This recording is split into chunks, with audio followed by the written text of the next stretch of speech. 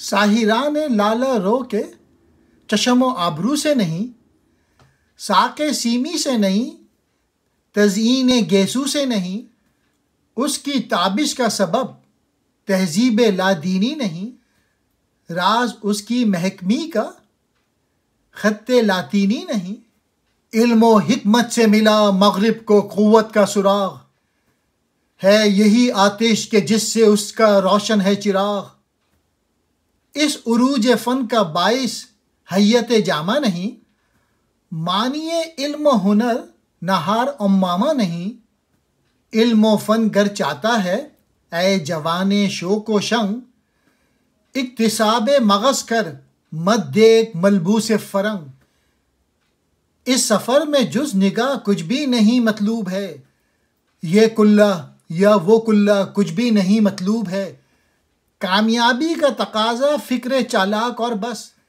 چاہیے تجھ کو متاع طبع دراک اور بس، کوئی راتوں کو اگر پیتا رہے دودھ چراغ، علم و حکمت کا وہ آخر پا کے رہتا ہے سراغ۔ یہ اقبال کی شاعری کے بیسٹ شعر ہیں سمجھنے کے لیے۔ علامہ اقبال نے ویسٹ میں جو ترقی ہوئی ہے اس کی ریسیپی بتا دی، اور وہ ہے تعلیم، ہنر۔ علامہ اقبال نے کہا ہے علم حاصل کرو، پڑھائی کرو۔ ویسٹ میں جو قوت کی وجہ ہے، نہ تو وہاں کے بے حد حسین دوشیزاؤں کا جادو ہے، اور نہ ان کی کٹی ہوئی زلفیں ہیں۔ یورپ کا استحکام قوت اس کے لادین ہونے کے باعث نہیں، یورپ والوں کی ترقی کی جو وجہ ہے ان کا علم و فن ہے، اور یہی وہ آگ ہے جس سے اس کا چراغ روشن ہے، یہی علم و ہنر اس کی ترقی اور خوشحالی کا باعث ہے۔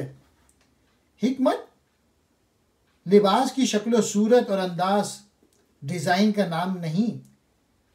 یورپ والوں کی حکمت کا لباس سے کوئی تعلق نہیں، اور پگڑی علم و ہنر کی راہ میں رکاوٹ نہیں۔ گویا ملت کے لوگ اپنے لباس میں رہتے ہوئے بھی علم و ہنر حاصل کر سکتے ہیں۔ اصل بات تو علم کے حصول کا جذبہ ہے۔ اے ناز و ادا والے جوان، علم و ہنر کے لیے ذہن کی ضرورت ہے، نہ کہ انگریزوں کے لباس کی۔ ناز و ادا نے یا شوق و شنگ اس لیے کہا ہے کہ ہمارے نوجوان انگریزی لباس پہن کر اکڑفوں کے ساتھ چلتے پھرتے ہیں۔ اس راہ یعنی حصول علم اور ہنر میں صرف نگاہ کی ضرورت ہے، اس لیے اس ٹوپی کی ضرورت نہیں۔ حصول علم و ہنر کا تعلق کسی خاص لباس سے نہیں، وہ کسی بھی لباس میں ہو سکتا ہے، شرط یہ ہے کہ ذہن اور جذبہ اور توجہ اس کی طرف ہو۔ اگر تیری فکر یا سلیقہ یا ہنر ہے تو کافی ہے، اور اگر تیری طبیعت تیز عقل والی ہے تو حصول علم و ہنر کے لیے کافی ہے۔ جب کوئی بھی نوجوان کئی راتیں چراغ کا دھواں کھاتا ہے تو اس کو علم و ہنر اور حکمت سے آگاہی ہو جاتی ہے۔ راتیں جاگ جاگ کر غور و فکر کرنے والے آخر علم و ہنر حاصل کر لیتے ہیں۔